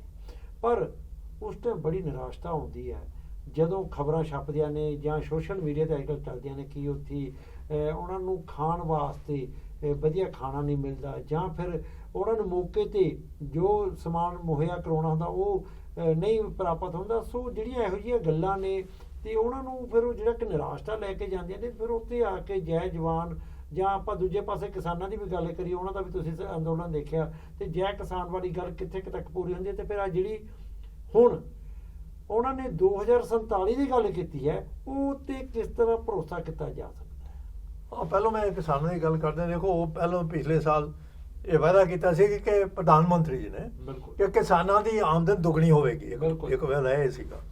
ਤੇ ਕੀ ਹੋਈ? ਸਾਰੇ ਮਕਾਨ ਪੱਕੇ ਹੋ ਜਾਣਗੇ, ਪਿੰਡਾਂ ਦੇ ਸਾਰੇ ਖਲਕਾਂ ਦੇ ਪੱਕੇ ਹੋ ਜਾਣ, ਪੱਕੇ ਹੋਏ, ਦੀਵਾਰਾਂ ਪੱਕੀਆਂ ਹੋਏ, ਛੱਤ ਪੱਕੀ ਹੋਈ। ਉਹ ਬਹੁਤ ਸਾਰੇ ਐਸੇ ਗੱਲ ਹੈ ਜਿਹੜੇ ਕਿ ਕੀ ਹੁਣ ਹਾਸਲ ਹੋਣਗੇ, ਉਹ ਤੇ ਫਿਰ ਹੁਣ ਇਹਨਾਂ ਦੀ ਸੋਚ ਕਿੱਦਾਂ ਚੱਲਦੀ ਹੈ। ਪਰ ਜਿਹੜੀ ਤੁਸੀਂ ਗੱਲ ਕੀਤੀ ਹੈ ਫੌਜ ਦੀ, ਮੈਂ ਉਹਦੀ ਵਾਲੀ ਗੱਲ ਕਰਨਾ ਚਾਹੁੰਦਾ ਕਿ ਮੈਂ ਗੜ ਕੀਤਾ ਸੀ ਕਿ ਬਾਹਰ ਦੀ ਜੰਗ 'ਚ ਅਸੀਂ ਪੜ੍ਹੇ ਗਏ, ਬਾਹਰ ਇਹ 'ਚ ਕੋਈ ਸ਼ੱਕ ਨਹੀਂ, ਬੁਰੀ ਹਾਲਤ ਸੀਗੀ, ਨਾ ਕੋਈ ਗਰਮ ਕੱਪੜੇ, ਨਾ ਕੋਈ ਚੰਗੇ ਬੂਟ, ਨਾ ਹਥਿਆਰਾਂ ਵਾਸਤੇ ਤੇਲ, ਜਿਹੜੇ ਹਥਿਆਰ ਪੁਰਾਣੇ ਸੀਗੇ। ਫਿਰ ਵੀ ਸਾਡੇ ਜਵਾਨ, ਖਾਸ ਤੌਰ ਤੇ ਸਾਡੇ ਪੰਜਾਬੀ ਯੋਧਿਆਂ ਨੇ ਮਹੱਤਵਪੂਰਨ ਯੋਗਦਾਨ ਪਾਇਆ ਔਰ ਸੂਬੇਦਾਰ ਜੋਗਿੰਦਰ ਸਿੰਘ ਪਰਮਵੀਰ ਚੱਕਰ ਤੇ ਡਟ ਕੇ ਲੜੇ, ਚੀਨੀਆਂ ਨੂੰ ਭਜਾ ਕੇ ਮਾਰ ਕੇ। ਚੀਨ ਨੇ ਤੇ 38,000 ਕਿਲੋਮੀਟਰ ਸਾਡਾ ਸਾਰੇ ਸਾਹਮ ਤੱਕ ਪਹੁੰਚਿਆ ਸੀ, ਕਬਜ਼ਾ ਹਾਲ ਤੱਕ ਛੜਿਆ ਨਹੀਂ। ਔਰ ਉਸ ਤੋਂ ਬੜੇ ਵੱਡੇ ਚੈਲੰਜ ਦੇ ਤੁਸੀਂ ਗੱਲ ਕੀਤੀ ਹੈ। ਵੈਸੇ ਫੌਜ ਦੇ ਵਿੱਚ ਉੱਥੇ ਸਰਦੀ ਇਲਾਕਿਆਂ ਵਾਸਤੇ ਰਾਸ਼ਨ ਪਾਣੀ ਪਹਿਲੋਂ ਫਰੀ ਹੈ, ਰਾਸ਼ਨ ਪਾਣੀ ਤਾਂ ਹੁੰਦਾ ਹੀ ਹੈ, ਪਰ ਪਹਿਲੋਂ ਤੇ ਬੜੀ ਘਾਟ ਸੀ ਕਿ ਸਾਡੇ ਟਾਈਮ 'ਚ ਅਸੀਂ ਦੇਖਿਆ, ਮਗਰ ਆਸਤਾ ਆਸਤਾ ਇੰਪਰੂਵਮੈਂਟ ਹੋਈ। ਔਰ ਖਾਸ ਤੌਰ ਤੇ ਜਾਰਜ ਫਰਨਾਂਡਸ ਜਦੋਂ ਕਿ ਡਿਫੈਂਸ ਮਿਨਿਸਟਰ ਸੀ ਉਦੋਂ ਹੋਈ। ਉਦੋਂ ਫਿਰ ਉਹਨਾਂ ਨੇ ਕਿਹਾ ਕਿ ਅੱਛਾ ਇਹ ਰੰਮ ਸ਼ਮ ਬੰਦ ਕਰੋ, ਜਿਹੜੀ ਫਰੀ ਪੈਕ ਦਿੰਦੇ ਹੋ ਤੁਸੀਂ, ਤੇ ਤੁਸੀਂ ਇਹਨੂੰ ਮੇਵੇ ਤੇ ਆਹ ਦੂਜੀਆਂ ਚੀਜ਼ਾਂ ਭੇਜੀਆਂ। ਔਰ ਉਹਨਾਂ ਨੇ ਐਕਸ਼ਨ ਲਿਆ। ਬਿਊਰੋਕਰੇਸੀ ਜਿਹੜੇ ਕਿ ਉੱਥੇ ਸਨੋ ਸਕੂਟਰ ਦੀ ਗੱਲ ਸੀ ਸਿਆਚਨ 'ਚ, ਉਹ ਨਹੀਂ ਦਿੱਤਾ ਗਿਆ। ਉਹਨੇ ਕਿਹਾ ਫਾਈਲ ਕੱਢੋ, ਫਾਈਲ ਦੇਖਿਆ ਤਾਂ ਕੌਣ ਜ਼ਿੰਮੇਵਾਰ ਹੈ, ਜਿਹੜਾ ਕੋਈ ਅਫਸਰ ਜ਼ਿੰਮੇਵਾਰ ਉਹਨੂੰ ਭੇਜੋ ਜਰਾ ਸਿਆਚਨ। ਫਿਰ ਸਾਰੇ ਥੋੜੇ ਚੁਕੰਨੇ ਹੋਏ, ਫਿਰ ਕੋਈ ਉੱਥੇ ਜਾਣ ਨੂੰ ਤਿਆਰ ਨਹੀਂ ਸੀ। ਅਲਾਊਂਸ ਲੈਣੇ ਹੁੰਦੇ ਸਾਲ ਤੋਂ ਪਹਿਲਾਂ ਹੁੰਦੇ। ਹੁਣ ਜਿਹੜੇ ਸ਼ਹੀਦ ਹੋਏ ਉਹਨਾਂ ਦੇ ਪਰਿਵਾਰ, ਸ਼ਹੀਦਾਂ ਦੀ ਗੱਲ ਕਰੀ ਜਾਏ ਤੇ ਉਹ ਦੇਖੋ 18,043 ਸਾਡੇ ਅਫਸਰ ਜਵਾਨ ਤੇ ਇਹ JCO ਮਿਲਾ ਕੇ ਇਹ 15 ਅਗਸਤ 47 ਤੋਂ ਕੇ 16 ਸਤੰਬਰ ਤੋਂ ਬਾਅਦ ਤੋਂ ਸ਼ੁਰੂ ਹੋ ਗਿਆ ਸੀ ਇਸ ਨਾਲ। ਤੋਂ ਉਦੋਂ ਤੋਂ ਲੈ ਕੇ 28 ਫਰਵਰੀ 99 ਤੇ ਕਿੰਨੇ ਹੋਏ? 39,498 ਜ਼ਖਮੀ ਹੋਏ, ਕੁਝ ਵਿੱਚੋਂ ਲਾਪਤਾ ਹੋ ਗਏ। ਉਸ ਤੋਂ ਬਾਅਦ 527 ਜਿਹੜੇ ਨੇ ਕਿ ਇਹਦੇ 'ਚ ਹੋਏ ਆਪਣਾ ਕਾਰਗਿਲ 'ਚ, 1363 ਜ਼ਖਮੀ ਹੋਏ। ਉਹ ਤੋਂ ਬਾਅਦ ਸਿਲਸਿਲਾ ਜਾਰੀ ਆ। ਹਰ ਦੂਜੇ ਦਿਨ ਦੇਖੋ ਸ਼ਹੀਦਾਂ ਦੇ ਪਰਿਵਾਰ ਵਿਛੋੜਾ, ਦੇਖੋ ਕੀ ਕੁਝ ਹੋ ਰਿਹਾ ਸੀ, ਉਹਨਾਂ ਦੀਆਂ ਅਸਥੀਆਂ ਆ ਰਹੀਆਂ ਨੇ, ਉਹਨਾਂ ਦੀਆਂ ਉਹ ਜਿਹੜਾ ਹੁਣ ਇੰਪਰੂਵਮੈਂਟ ਤਾਂ ਹੋਈ ਹੈ, ਪਰ ਹਾਲੇ ਬਹੁਤ ਕੁਝ ਕਰਨਾ ਬਾਕੀ ਹੈ। ਦੇਖੋ ਉਹਨਾਂ ਦੇ ਪਰਿਵਾਰਾਂ ਵਾਸਤੇ ਮਕਾਨਾਂ ਦੀ ਘਾਟ ਹੈ। ਹੁਣ ਪਹਿਲਾਂ 10,000 ਨਫਰੀ ਸੀ, ਜਿੱਥੇ ਕਿ ਮੈਂ ਗੱਲ ਕਰਦਾ, ਜੇ ਤੁਸੀਂ ਗੱਲ ਕਰ ਲਓ ਚੀਨ ਦੇ ਬਾਰਡਰ 3,438 ਕਿਲੋਮੀਟਰ ਜਿਹੜਾ ਹੈਗਾ, ਤੇ ਇਹ ਤੁਸੀਂ ਇੱਥੇ ਪਹਿਲਾਂ 10,000 ਫੌਜ ਸੀਗੀ ਅਰੁਣਾਚਲ ਪ੍ਰਦੇਸ਼ ਦੇ ਕਰ ਦਿਓ, ਤੇ ਹੁਣ ਲਦਾਖ ਤੋਂ ਲੈ ਕੇ ਉੱਥੇ ਤੱਕ 5 ਗੁਣਾ ਜੇ ਵਧੀ ਹੈ। ਤੇ ਉਹ ਜਿਹੜੇ ਉਹਨਾਂ ਦੇ ਪਰਿਵਾਰ ਪਿੱਛੇ ਛੱਡ ਕੇ ਆਏ ਨੇ, ਉਹਨਾਂ ਦੀ ਖੱਜਲਖੁਆਰੀ ਬਹੁਤ ਹੈ, ਉਹਨਾਂ ਦੀ ਕੋਈ ਪੁੱਛਗਿੱਛ ਨਹੀਂ, ਇੱਜ਼ਤ ਮਾਨ ਬਿਲਕੁਲ ਨਹੀਂ ਹੈਗਾ। ਦੇਖੋ ਤਨਖਾਹ ਪੱਤਿਆਂ ਦੀ ਗੱਲ ਕਰਦੇ, ਠੀਕ ਹੈ ਵਧੀਆ ਜ਼ਰੂਰ, ਪਰ ਇੱਕ ਰੈਂਕ ਇੱਕ ਪੈਨਸ਼ਨ ਦਾ 2014 ਚ ਪ੍ਰਧਾਨ ਮੰਤਰੀ ਨਰਿੰਦਰ ਮੋਦੀ ਨੇ ਆਪਣੇ ਇਲੈਕਸ਼ਨ ਤੋਂ ਪਹਿਲਾਂ ਵਾਅਦਾ ਕੀਤਾ ਸੀ, ਉਹ ਹੋਈ ਜ਼ਰੂਰ। ਪਹਿਲਾਂ UPA ਸਰਕਾਰ ਨੇ ਕੀਤਾ, ਜ਼ਰੂਰ ਵਧੀ। ਹੁਣ ਤਾਈਆਂ ਬਾਕੀ ਨੇ। ਹਾਲੇ ਤੇ ਅਗਰ ਸੁਪਰੀਮ ਕੋਰਟ ਦਾ ਹੁਕਮ ਨਹੀਂ ਮੰਨ ਰਹੇ, ਸੁਪਰੀਮ ਕੋਰਟ ਦੇ ਫੈਸਲਾ ਦਿੱਤਾ, ਉਹਨੂੰ ਮੰਨਣ ਤਿਆਰ ਨਹੀਂ। ਅੱਜ ਤੱਕ ਜਿਹੜੇ ਉਹਦਾ ਪ੍ਰਭਾਵ ਇੱਕ ਰਹੇ ਕਿ ਪੈਨਸ਼ਨ ਦੇ ਸਮਝਦੇ ਨਹੀਂ ਹੈਗੇ ਕਿ ਸਾਡੇ ਜਿਹੜੇ ਫੌਜੀ ਜਿਹੜੇ ਸ਼ਹੀਦਾਂ ਦੇ ਪਰਿਵਾਰ ਨੇ, ਹੁਣ ਤਾਂ ਪੈਂਦਾ ਪੈਨਸ਼ਨ ਦਿੱਤੀ ਹੋ ਜਾਂਦੀ। ਹਾਂ, ਜਿਹੜੇ ਕਿ ਬਾਹਰ ਕੈਜੂਲਟੀ ਨੇ ਉਹਨਾਂ ਦੀ ਭਾਵੇਂ ਪੂਰੀ ਹੈ। ਇਸ ਵਾਸਤੇ ਸਭ ਤੋਂ ਵੱਡੀ ਗੱਲ ਜਿਹੜੀ ਹੈ ਇੱਜ਼ਤ ਮਾਨ ਸਰਕਾਰ ਦੀ ਹੈਗੀ। ਕਿਉਂ ਨਹੀਂ ਹੁੰਦਾ? ਇਸ ਕਰਕੇ ਨਹੀਂ ਹੁੰਦਾ ਕਿਉਂਕਿ ਸਾਡੀ ਨੀਤੀ 'ਚ ਘਾਟ ਹੈ। ਸਾਡੇ ਕੋਲ ਕੋਈ ਮਿਲਟਰੀ ਕਮਿਸ਼ਨ ਨਹੀਂ ਹੈਗਾ, ਇਹਨਾਂ ਦੀ ਅਕਾਊਂਟੇਬਿਲਿਟੀ ਨਹੀਂ ਹੈਗੀ ਅਧਿਕਾਰੀਆਂ ਦੀ, ਜਿਹੜੇ ਕਿ ਸਿਵਲ ਪ੍ਰਸ਼ਾਸਨ 'ਚ ਜਿਹੜੀ ਪੁਲਿਸ ਵਾਲੇ ਨੇ। ਤੋ ਜਦੋਂ ਤੱਕ ਇੱਜ਼ਤ ਮਾਨੀ, ਉਹਦਾ ਪ੍ਰਭਾਵ ਸਾਡੇ ਜਿਹੜਾ ਇਹ ਪਨੀਰੀ ਹੈਗੀ, ਜਿਹੜੀ ਪਨੀਰੀ ਹੈ ਉਹ ਕਿਤੇ ਪਿੰਡਾਂ 'ਚ ਉੱਥੇ ਪੈਂਦਾ। ਫਿਰ ਕਹਿੰਦੇ ਨੇ ਹੁਣ ਫੌਜ ਦੀ ਘਾਟ ਹੈਗੀ, 1,25,000 ਫੌਜ ਦੀ ਘਾਟ ਹੈ ਤੇ 9,797 ਅਫਸਰਾਂ ਘਾਟ ਹੈ। ਬਿਆਨ ਇਹਨਾਂ ਦੇ ਨੇ, ਇਹ ਰੱਖਿਆ ਰਾਜ ਮੰਤਰੀ। ਫਿਰ ਹੁਣ ਕਦੀ ਸਕੀਮ ਨਵੀਂ ਸਕੀਮ ਅਗਨੀਪਥ ਸ਼ੁਰੂ ਕਰ ਦਿਓ। ਤੇ ਇਸ ਵਾਸਤੇ ਇਹ ਜਿਹੜਾ ਇਹਨਾਂ ਤੇ ਚੀਜ਼ਾਂ ਵੱਲ ਧਿਆਨ ਦੇਣ ਦੀ ਲੋੜ ਹੈ। ਵਿਕਾਸ ਹੋ ਰਿਹਾ ਠੀਕ ਹੈ, ਨਵੇਂ ਹਥਿਆਰ, ਮਗਰ ਉਹ ਦੇਰੀ ਬਹੁਤ ਹੋ ਰਹੀ ਹੈ। ਬਜਟ ਦੀ ਘਾਟ ਹੈ। ਇਸ ਵੇਲੇ ਸਾਡੀ GDP ਜਿਹੜੀ ਉੱਤੇ ਹੋਣੀ ਚਾਹੀਦੀ ਉਹ ਹੈ ਨਹੀਂ। ਜਦੋਂ ਤੱਕ ਦੇਸ਼ ਅਗਰ ਸੁਰੱਖਿਅਤ ਹੋਏਗਾ ਤੇ ਤਾਂ ਹੀ ਸਾਡੀ ਜਿਹੜੀ ਖੁਸ਼ਹਾਲੀ ਆਏਗੀ। ਤੇ ਕੌਣ ਹੈ ਦੇਸ਼ ਦੀ ਸਰਦਾਈ ਰਖਵਾਲੀ ਕਰਨ? ਉਹ ਜਦੋਂ ਉਹ ਸਾਡੇ ਬਹਾਦਰ ਜਵਾਨ ਅਫਸਰ, ਉਹਨਾਂ ਦੀ ਘਾਟ ਹੀ ਪੂਰੀ ਨਹੀਂ ਕਰਨੀ ਇਹਨਾਂ ਨੇ। ਦਿਨ ਰਾਤ ਨੌਕਰੀਆਂ ਕਰਨੀਆਂ ਪੈਂਦੀਆਂ, ਡਿਊਟੀਆਂ ਕਰਨੀਆਂ ਪੈਂਦੀਆਂ। ਬ੍ਰਿਗੇਡੀਅਰ ਸਾਹਿਬ, ਵੀ ਤੁਸੀਂ ਅਗਨੀਪਥ ਦੀ ਗੱਲ ਕੀਤੀ ਆ, ਅੱਗੇ ਬਹੁਤ ਜ਼ਿਆਦਾ ਚਰਚਾ ਚੱਲੀ ਆ ਔਰ ਬਹੁਤ ਪੂਰੇ ਭਾਰਤ ਵਿੱਚ ਜਿਹੜਾ ਕਿ ਵੱਖ-ਵੱਖ ਸੂਬਿਆਂ 'ਚ ਬੜੇ ਰੋਸ ਪ੍ਰਦਰਸ਼ਨ ਹੋਏ ਨੇ। ਤੇ ਆਪਾਂ ਵੀ ਗੱਲ ਕੀਤੀ ਸੀਗੀ ਇਸ ਮੁੱਦੇ ਦੇ ਉੱਪਰ ਵੀ ਅਗਨੀਪਥ ਦੇ ਵਿੱਚ ਕੀ ਗਲਤ ਹੋ ਰਿਹਾ ਤੇ ਕੀ ਕੁਝ ਹੋਣਾ ਚਾਹੀਦਾ ਆ। ਤੇ ਹੁਣ ਤਾਂ 75ਵੀਂ ਵਰ੍ਹੇਗੰਢ ਮਨਾਈ ਗਈ ਹੈ ਤੇ ਅੱਗੇ ਜਿਹੜੀਆਂ 2047 ਦੀ ਉਹਨਾਂ ਨੇ ਕਹਿਤਾ ਵੀ ਬਹੁਤ ਕੁਝ ਕਰ ਦਿੱਤਾ ਜਾਵੇਗਾ, ਪਰ ਇਹ ਫਿਰ ਅਗਨੀਪਥ ਕਿੱਥੇ ਜਾਏਗੀ? ਕੀ ਅਗਨੀਪਥ ਦਾ ਕੀ ਹੋਏਗਾ? ਇਹ ਜਿਹੜੇ ਫੌਜੀਆਂ ਰੋਸ ਪ੍ਰਦਰਸ਼ਨ ਕੀਤਾ ਜਾ ਰਿਹਾ, ਉਹ ਦਾ ਕੀ ਹੱਲ ਹੋਏਗਾ? ਉਹ ਭਾਸ਼ਣ ਦੇ ਵਿੱਚ ਤੇ ਪ੍ਰਧਾਨ ਮੰਤਰੀ ਇਹੋ ਜਿਹੀ ਕੋਈ ਗੱਲ ਕੀਤੀ ਨਹੀਂ, ਅਗਨੀਪਥ ਦੀ ਗੱਲ ਕੀਤੀ, ਵੈਸੇ ਬਹੁਤ ਚਰਚਾ ਹੋ ਚੁੱਕੀ ਹੈ। ਜਿਹੜੀ ਤੁਸੀਂ ਗੱਲ ਬਹੁਤ ਸੋਹਣੀ ਕੀਤੀ ਹੈ, ਅਗਲੇ 25 ਸਾਲਾਂ 'ਚ ਇਹ ਫੌਜ ਜਿਹੜੀ ਸਾਡੀ ਕੱਚੀ ਕੁੱਚੀ ਰਹਿ ਜਾਏਗੀ, ਕਿਉਂਕਿ ਅਗਲੇ 10 ਸਾਲਾਂ ਦੇ ਵਿੱਚ ਹੀ ਇਹ ਅਗਰ 25% ਵੀ ਰੱਖਦੇ ਨੇ, ਬਾਕੀ 75% ਬਾਹਰ ਹੈ, ਉਹਨਾਂ ਦੀ ਗੱਲ ਤੇ ਸੈਪਰੇਟ ਰੀਸੈਟਲਮੈਂਟ ਰੀਹੈਬਿਲਿਟੇਸ਼ਨ ਬੜੀ, ਪਰ ਜਿਹੜੇ 25% ਆਏ ਉਹ 15 ਸਾਲ ਦੇ ਨੌਕਰੀ ਕਰਨਗੇ। ਇਹਦਾ ਮਤਲਬ ਇਹ 15 ਸਾਲ ਤੋਂ ਬਾਅਦ ਸਾਰੀ ਫੌਜ ਬਦਲੀ ਹੋ ਜਾਏਗੀ, 10 ਸਾਲਾਂ ਬਾਅਦ ਥੋੜੀ ਹੋਏਗੀ, ਬਹੁਤੀ ਹੋ ਜਾਏਗੀ। ਫਿਰ ਉਹ 25 ਸਾਲਾਂ ਦੇ ਵਿੱਚ ਤੇ ਸਾਡੀ ਸ਼ਕਤੀ ਘੱਟ ਹੋ ਜਾਏਗੀ, ਸਾਡੀ ਦੇਸ਼ ਦੀ ਸੁਰੱਖਿਆ ਪ੍ਰਭਾਵਿਤ ਹੋਏਗੀ। ਦੇਸ਼ ਦੀ ਸੁਰੱਖਿਆ ਪ੍ਰਭਾਵਿਤ ਸਾਡੇ ਕਿਸ ਤਰ੍ਹਾਂ, ਸਾਡੀ ਦੇਸ਼ ਦੀ ਸੁਰੱਖਿਆ ਜਿਹੜੀ ਹੈ, ਜਿਹੜਾ ਸਾਡੀ ਨੀਤੀ ਹੈਗੀ ਹੈ, ਜਿਹੜਾ ਸਾਡੀ ਕੋਈ ਕੌਮੀ ਸੁਰੱਖਿਆ ਵਾਲੀ ਪਲਾਨ ਹੈਗੀ ਹੈ, ਉਹ ਸਾਡੀ ਜਿਹੜੇ ਪਿਲਰ ਆਫ ਸਟਰੈਂਥ ਨੇ ਉਹਨਾਂ ਦਾ ਵੀ ਔਰ ਸਾਡੇ ਜਿਹੜੀ ਸੁਪਰੀਮ ਕੋਰਟ, ਸਾਡੇ ਜਿਹੜੇ ਆਪਣੇ ਪ੍ਰੈਜ਼ੀਡੈਂਟ ਤੋਂ ਲੈ ਕੇ ਸਾਡੀ ਜਿਹੜੀ ਆਪਣੀ ਸਿਕਿਉਰਿਟੀ ਕਾਉਂਸਲ ਹੈਗੀ, ਮਗਰ ਜਿਹੜੇ ਫੌਜ ਦੇ ਵਿੱਚ ਹੁਣ ਇਸ ਵੇਲੇ ਥੋੜੇ ਚਿਰ ਪੈਨਸ਼ਨ ਫੇਰ ਨਹੀਂ ਮਿਲਣੀ। ਇਸ ਵਾਸਤੇ ਪ੍ਰਦਰਸ਼ਨ ਬਿਲਕੁਲ ਜਾਇਜ਼ ਨੇ, ਪਰ ਕਿਉਂਕਿ ਬੇਰੁਜ਼ਗਾਰੀ ਇੰਨੀ ਵੱਧ ਹੋ ਚੁੱਕੀ ਹੈ, ਇਸ ਵਾਸਤੇ ਭਰਤੀ ਦੀਆਂ ਲਾਈਨਾਂ ਲੱਗੀਆਂ ਨੇ। ਪਰ ਉਹ ਘਬਰਾਓ ਜਿਨ੍ਹਾਂ ਦੀ ਆ ਕੇ ਉਸ ਸਮੇਂ ਪੰਜਾਬ ਤੋਂ ਚੁਣ ਕੇ ਲੈ ਕੇ ਜਾਂਦੇ ਸੀ ਪਿੰਡਾਂ ਤੋਂ, ਉਹ ਨਹੀਂ ਮਿਲਣਗੇ, ਕਿਉਂਕਿ ਜੋ ਨੌਜਵਾਨ ਪੜ੍ਹਿਆ ਲਿਖਿਆ ਜੋ ਕਿ ਜੇ ਕੋਈ ਸ਼ਕਤੀ ਹੈਗੀ ਹੈ ਉਹ ਬਾਹਰ ਜਾ ਰਿਹਾ ਹੈ, ਕੋਈ ਇੱਥੇ ਐਡਜਸਟ ਹੋ ਰਿਹਾ ਬੜੇ ਵੱਡੇ ਅਦਾਰਿਆਂ ਦੇ ਵਿੱਚ। ਇਸ ਵਾਸਤੇ ਇਹਦਾ ਪ੍ਰਭਾਵ ਦੇਖਣ ਨੂੰ ਮਿਲੇਗਾ 10 ਸਾਲਾਂ ਬਾਅਦ। ਬਿਹਤਰ ਇਹੋ ਹੀ ਹੋਏਗਾ ਜੇ ਕਮ ਸੇ ਕਮ ਅਗਲੇ ਸਾਲ ਇਹਦਾ ਰਿਵਿਊ ਕਰ ਲੈ। ਹੁਣ ਤਾਂ ਸਾਰੇ ਕਹੀ ਜਾਂਦੇ ਨੇ, ਸਾਰੇ ਸੈਨਾ ਮੁਖੀ ਕਹੀ ਜਾਂਦੇ ਨੇ ਕਿ ਹਣੇ ਜੰਗ ਥੋੜੀ ਲੜੀ ਹੈ, ਇਹਨਾਂ ਨੂੰ ਕੀ ਪਤਾ। ਪੁੱਛ ਕੇ ਦੇਖੋ, ਮੇਰਾ ਲੇਖ ਛਪਿਆ, ਦੋ ਕਿਸ਼ਤਾਂ ਛਪਿਆ, ਇਹਦੇ 'ਚ ਸਪੋਕਸਮੈਨ 'ਚ ਆਇਆ ਕੈਪਟਨ ਬਾਣਾ ਸਿੰਘ, ਜਿਹਨੇ ਕਿ ਦੇਸ਼ ਦੀ ਆਨ ਸ਼ਾਨ ਨੂੰ ਬਰਕਰਾਰ ਰੱਖਦਿਆਂ 21,100 ਫੁੱਟ ਦੀ ਬੁਲੰਦੀ ਸਿਆਚਨ ਤੇ, ਜਿੱਥੇ ਪਹਿਲੋਂ ਇੱਕ ਲੈਫਟੀਨੈਂਟ ਹੋਰ ਜਵਾਨ ਵੀ ਸ਼ਹੀਦ ਹੋ ਗਏ, ਪਹੁੰਚਣ ਜਾ ਸਕਿਆ। ਉਹ ਗੁਰੂ ਮਹਾਰਾਜ ਦੀ ਬਖਸ਼ਿਸ਼ ਹੋਈ ਉਹਨੇ, ਕਿਉਂਕਿ ਸਭ ਤੋਂ ਵੱਡੀ ਚੋਟੀ, ਉੱਚੀ ਚੋਟੀ ਜਿਹੜੀ ਸੀ ਸਿਆਚਨ ਦੇ ਵਿੱਚ, ਜਿਹੜੀ ਕਿ ਮੁਸ਼ਰਫ ਜੋ ਬ੍ਰਿਗੇਡੀਅਰ ਸੀ ਉਹਨੇ ਕਮਾਂਡ ਨੇ ਕਾਇਮ ਕੀਤੀ ਸੀਗੀ, ਉਹ ਵਾਪਸ ਲੈਣੀ ਬਹੁਤ ਉਹਨੇ ਕੀਤਾ। ਉਹਦੇ ਨਾਲ ਮੇਰੀ ਗੱਲ ਹੋਈ ਸੀ 4-5 ਦਿਨ ਪਹਿਲਾਂ, ਟੈਲੀਫੋਨ ਦੇ ਉੱਤੇ ਗੱਲ ਹੋਈ ਸੀ। ਉਹ ਵੀ ਇਹਦੇ ਵਿਰੋਧ 'ਚ ਹੈਗਾ, ਵਿਰੋਧ 'ਚ ਉਹ ਕਹਿੰਦਾ ਨਹੀਂ ਇਹ ਠੀਕ ਨਹੀਂ। ਹੁਣ ਜਿਹੜੇ ਤਜਰਬਾਕਾਰ ਨੇ, ਇਹ ਗਲਵਾਨ ਘਾਟੀ 'ਚ ਦੇਖੋ, ਹੁਣ ਇਹਨੇ 15 ਇੰਨੀ ਉਹ 10 ਸਾਲ ਤਾਂ ਵੈਸੇ ਲੱਗ ਜਾਂਦੇ ਨੇ ਇੱਕ ਜਵਾਨ ਨੂੰ ਲੀਹ ਤੇ ਲਿਆਉਣ ਵਾਸਤੇ, ਉਹਨੂੰ ਤਗੜਿਆ ਕਰਨ ਵਾਸਤੇ, ਉਹਨੂੰ ਉਹਦੀ ਸਕੀਮਾਂ ਕਰਕੇ, ਉਹਨੂੰ ਬੈਟਲ ਨੈਗੋਸ਼ੀਏਸ਼ਨ ਕਰਕੇ, ਤਾਂ ਇਹ ਪ੍ਰਭਾਵਿਤ ਕਰੇਗੀ ਜ਼ਰੂਰ। ਬ੍ਰਿਗੇਡੀਅਰ ਸਾਹਿਬ ਵੀ ਆਪਾਂ ਨੂੰ ਸਮਝ ਜਿਹੜਾ ਇਜਾਜ਼ਤ ਨਹੀਂ ਦੇ ਰਿਹਾ, ਗੱਲਾਂ ਬਹੁਤ ਨੇ ਕਰਨ ਵਾਲੀਆਂ, ਕਿਉਂਕਿ ਲੋਕਾਂ ਦੇ ਦਰਦ ਨੇ ਜਿਹੜੇ ਬਹੁਤ ਨੇ, ਜਿਹੜੇ ਜ਼ਖਮ ਨੇ 47 ਦੇ, ਉਹ ਅੱਜ ਵੀ ਉਸੇ ਤਰ੍ਹਾਂ ਅੱਲੇ ਨੇ।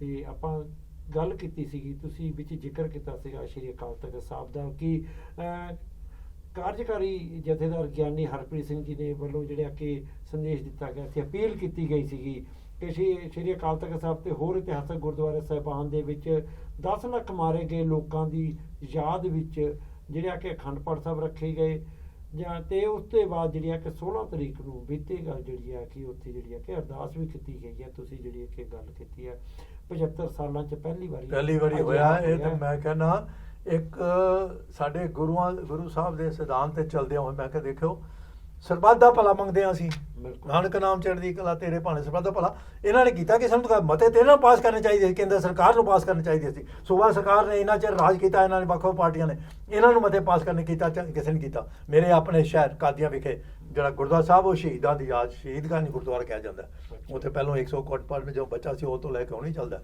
ਤੇ ਇਹਨਾਂ ਨੂੰ ਚਾਹੀਦਾ ਸੀਗਾ ਕਿ ਮਤੇ, ਹੁਣ ਵੀ ਉਹਨਾਂ ਨੇ ਅਪੀਲ ਕੀਤੀ। ਮੈਂ ਕਿ ਸਮਝਾਂ, ਇੱਕ ਸੱਚੇ ਸੁੱਚੇ, ਇੱਕ ਪੜ੍ਹੇ ਲਿਖੇ ਵਿਦਵਾਨ ਇਸ ਕਿਸਮ ਦੇ ਜਥੇਦਾਰ ਦੀ ਸਾਨੂੰ ਲੋੜ ਹੈਗੀ ਹੈ, ਖਾਸ ਤੌਰ ਤੇ ਅਕਾਲ ਤਖਤ ਸਾਹਿਬ ਦੇ। ਬੇਸ਼ੱਕ ਕਾਰਜਕਾਰੀ ਕਹਿੰਦੇ, ਮੈਂ ਸਮਝਾਂ, ਮੈਂ ਕਿਸੇ ਦੀ ਕੋਈ ਇਹੋ ਜਿਹੀ ਕੋਈ ਗੱਲ ਨਹੀਂ ਕਰਨਾ ਚਾਹੁੰਦਾ, ਪਰ ਬਹੁਤ ਚੰਗਾ ਉਹਨਾਂ ਨੇ ਕਦਮ ਚੁੱਕਿਆ।